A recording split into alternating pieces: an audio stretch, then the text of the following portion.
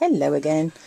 Just wanting to use our pattern panel dies from Tonic. So as you can see here, I'm going to use the Sunflower Array. This is one of Tonic's beautiful Verso dies, and as you can see, the pattern panels come as a set of 2. So I'm going to show you how to actually create a beautiful A5 style background with this one.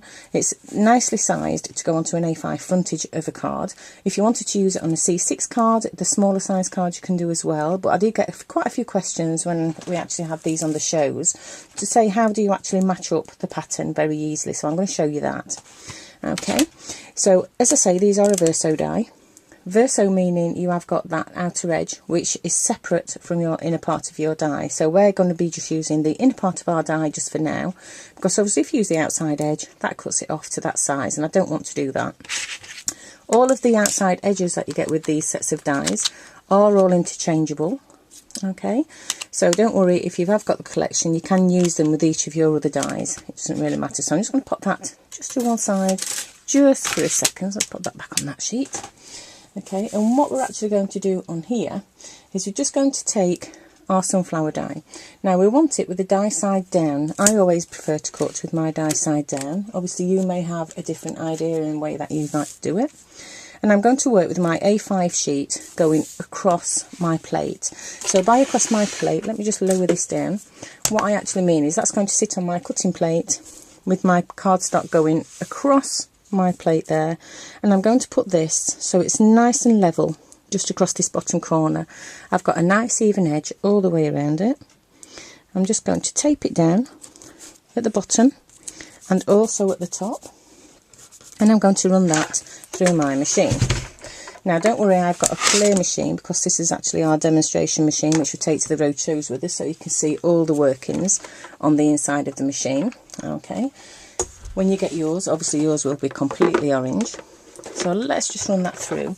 Now what you do need to bear in mind with these dies is you may need to run it through your machine twice, depending on your machine. It also depends on the size of your machine, whether it's an A4 machine or an A5 machine, to whether you can actually do this card or not. You may be able to do it downwards, but you may need to put an added shim on there as well. Okay, so I'm just going to turn that over.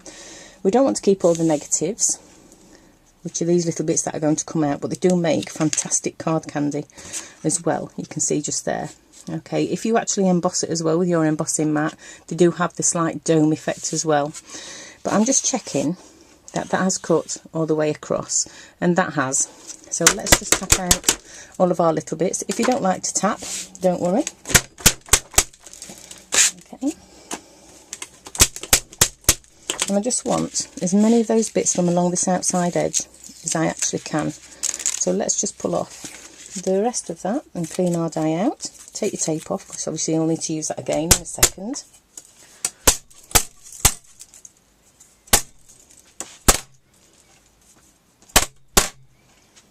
And then what I'm going to do is take my layer that I've got just there. I've got nothing that's going to interfere with this outside edge just here.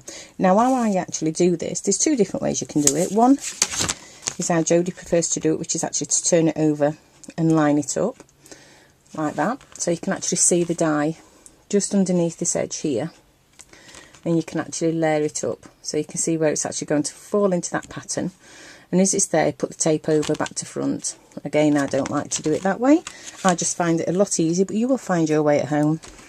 I find it a lot easier to press it on either side of my die. Just pull it down.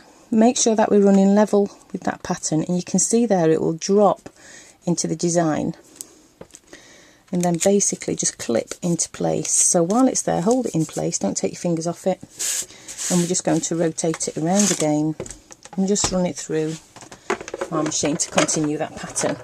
And this is the way that you're going to do it, to continue that pattern all the way down or along that A5 card. So let me just bring it back towards me so you can see where we're going. Okay, again, before you take your tape off, check that it's actually cut, so rotate it around.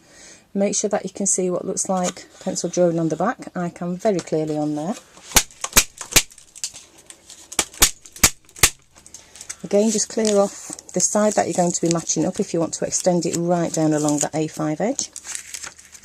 Pull your die off, and all you need to do is just to match it back up to bring it down to this further edge. So let me just take my tape off. I won't do another cut. I just wanted to show you how that actually works.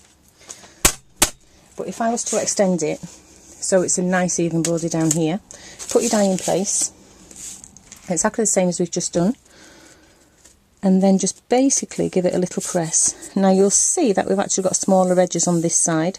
Your die has got two different sides, okay, so two different edges. This one is your half a semicircle on that side. This little edge here with the little dots in is where our smaller areas are, so rotate it around, drop it back on, and then we're going to continue that design down. So I know that I can actually get to there and put another row in, and then I've got that beautiful even border all the way along. So that is how I would fill up an A5 sheet, and it gives you a beautiful lacy design like that. Hope that helps you.